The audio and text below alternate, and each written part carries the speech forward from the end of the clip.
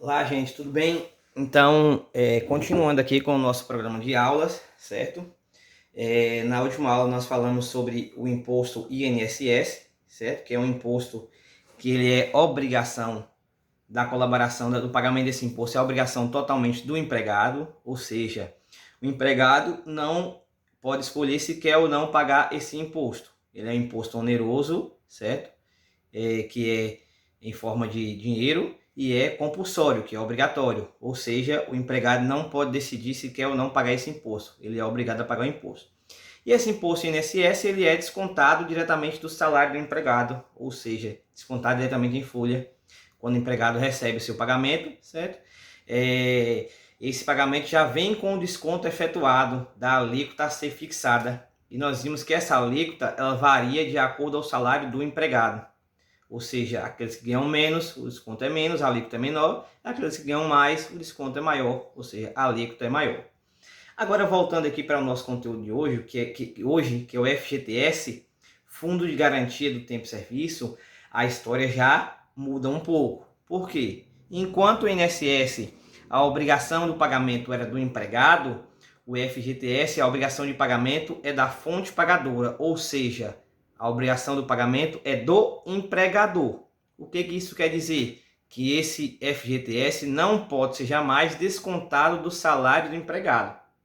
Então, quem paga o FGTS ao empregado é o empregador, que as pessoas costumam chamar de patrão, certo? É o empregador que tem a obrigação de pagar o FGTS ao empregado. Vamos lá. Fundo de Garantia do Tempo de Serviço. É um fundo que se forma, certo? Que é formado como garantia que o empregado tem, certo? Durante aquele tempo que ele prestou serviço a determinada instituição.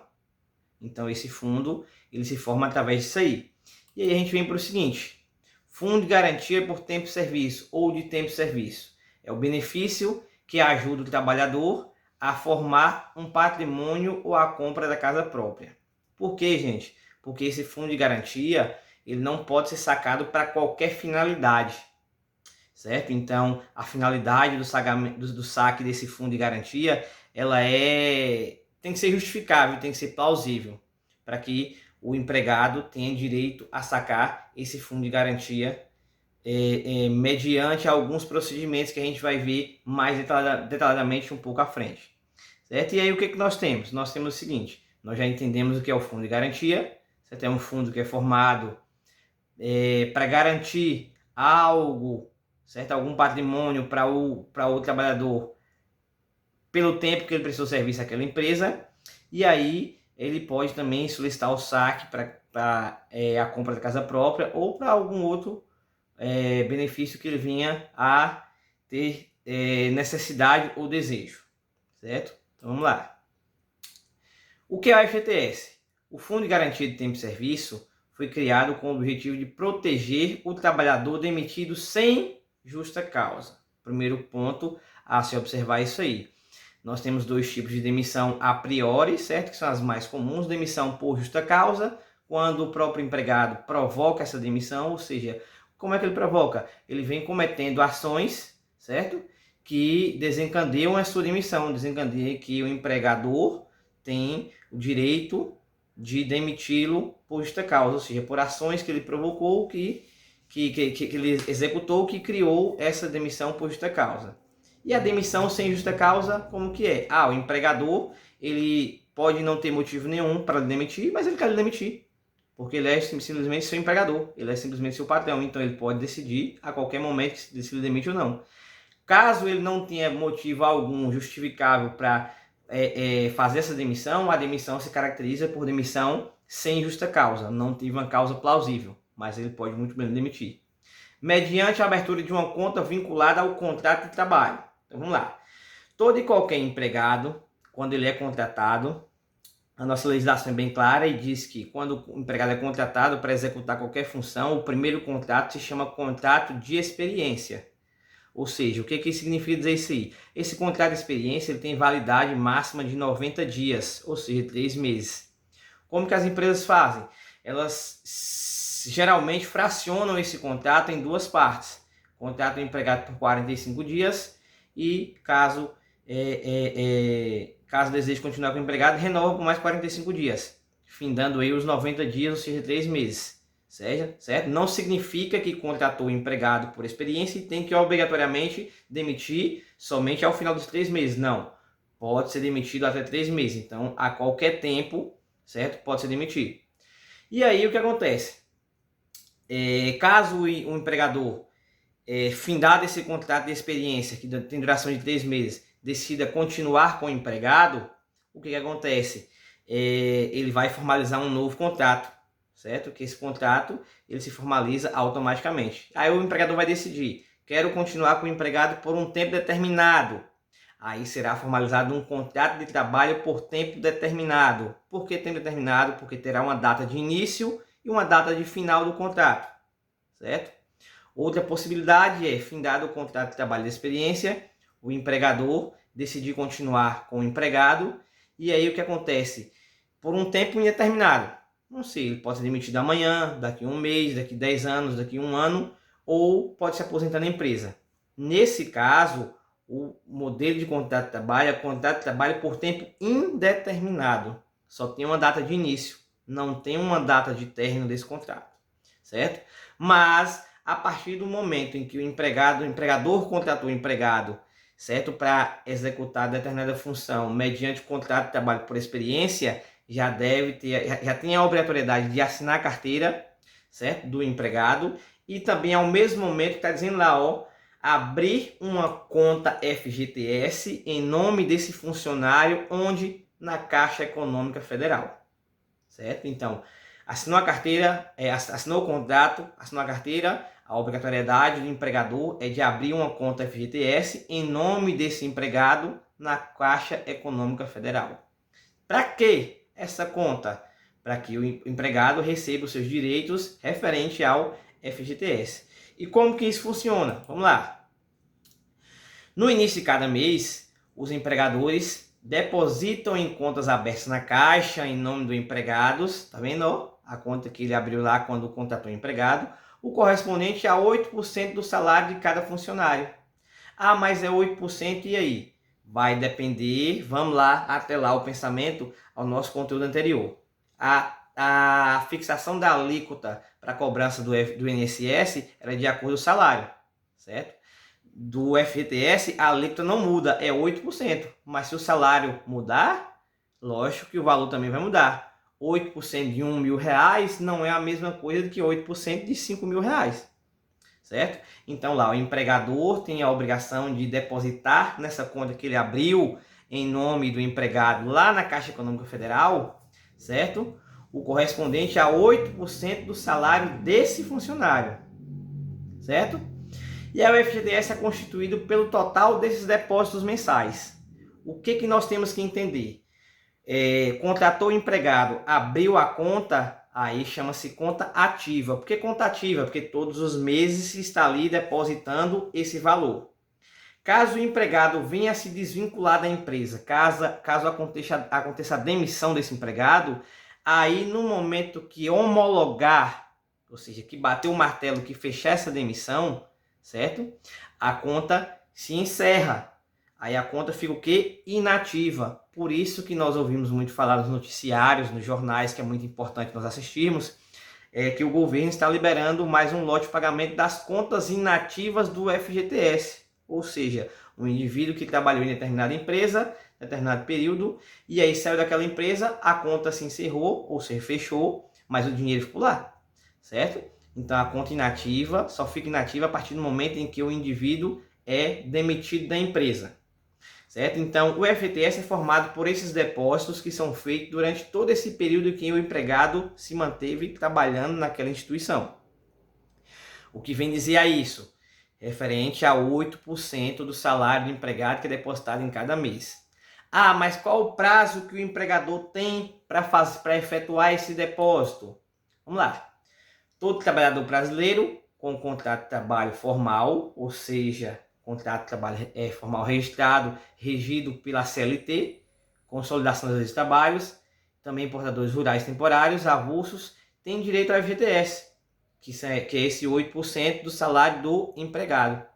E o que isso quer dizer? Isso quer dizer que quando o empregado, certo? O empregador contrata o empregado, ele tem que todos os meses efetuar o depósito de 8% referente ao salário dele. E qual o período que ele tem? Ele tem até o 5º dia útil do mês, perdão, até o 7º dia do mês subsequente. Vamos lá entender. O pagamento é do FGTS referente ao mês de outubro. Ele tem até o dia 7 do mês de novembro para efetuar esse pagamento na Caixa Econômica Federal. Certo? Então vamos lá. Separe, como sacar o FGTS? Primeira coisa, separar a documentação necessária. Além da documentação de identificação com foto, lá diz identificação. Não precisa necessariamente ser identidade, o RG. Pode ser qualquer documento que contenha foto. Carteira de trabalho, número de inscrição do PIS/PASEP. São exigidos documentos específicos, dependendo da circunstância em que o trabalhador solicitar o saque do FGTS. Então, para cada circunstância em que ele solicitar o saque do FGTS, possam ser exigidos documentos específicos que comprovem aquela necessidade daquele saque, que seja direcionada especificamente àquela finalidade, certo? Aí, conferir a solicitação do saque, quando a rescisão de contrato, cabe ao empregador comunicar o ocorrido à Caixa Econômica por meio do canal eletrônico Conectividade Social. Então, existe um meio em que o empregador conversa com a Caixa Econômica Federal, que é lá onde mantém as contas FGTS, que é o chamado Conectividade Social. Quando há ruptura desse contrato, ou seja, quando há a demissão desse empregado, cabe ao empregador comunicar à Caixa Econômica Federal que houve essa demissão, ou seja, que a partir daquele momento a conta daquele empregado vai se tornar inativa, porque ele não faz mais parte do quadro de funcionários daquela empresa, certo? E aí o empregado tem até 5 dias úteis para sacar esse benefício que é o FGTS.